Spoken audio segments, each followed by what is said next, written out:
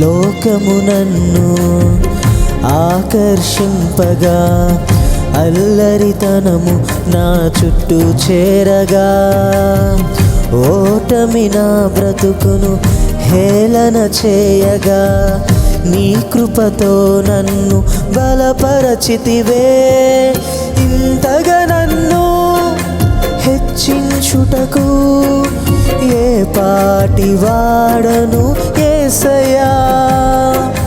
ఇంతగా నన్ను హెచ్చించుటకు ఏ పాటి వాడను యేసయ్యా.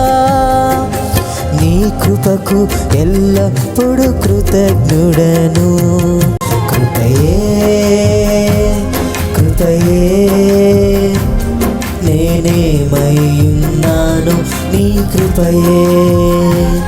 కృపయే కృపయే